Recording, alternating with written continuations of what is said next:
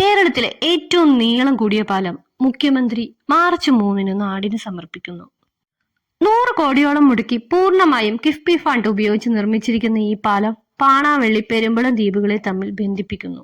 പെരുമ്പളം നിവാസികളുടെ കാലങ്ങളായിട്ടുള്ള യാത്രാ ദുരിതത്തിന് ഒരു പരിധിവരെ അറുതി വരുത്തും ഈ പാലം.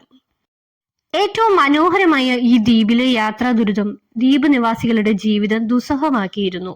ഒരു മെഡിക്കൽ എമർജൻസി വന്നാൽ പോലും ബോട്ട് വരാൻ കാത്തു നിൽക്കേണ്ട ഒരു അവസ്ഥയായിരുന്നു അവർക്ക്. എറണാകുളം, കോട്ടയം ജില്ലകളിൽ നിന്ന് ലോറിയിൽ കൊണ്ടുവരുന്ന നിർമ്മാണ സാമഗ്രികൾ വള്ളത്തിലേക്ക് മാറ്റി ദ്വീപിലെത്തിച്ചു.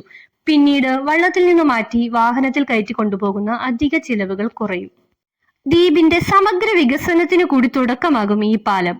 ഈ പാലത്തിൽ നിന്നുള്ള ദ്വീപിന്റെ കാഴ്ച അതിമനോഹരമാണ്. വീഡിയോയിൽ നിങ്ങൾക്കത് മനസ്സിലാകും. അപ്പോൾ എങ്ങനെ മാർച്ച് 3 എല്ലാവരും ദ്വീപിലുണ്ടാവില്ലേ? ഈ ഒരു പാലം യാഥാർത്ഥ്യമാകുന്നതോടെ ടൂറിസത്തിന്റെ അനന്ത സാധ്യതകളാണ് പെരുമ്പളം ദ്വീപിനെ കാത്തിരിക്കുന്നത്. വീഡിയോ ഇഷ്ടപ്പെട്ട ഫോളോ ചെയ്ത് കൂടെ കൂടില്ലേ?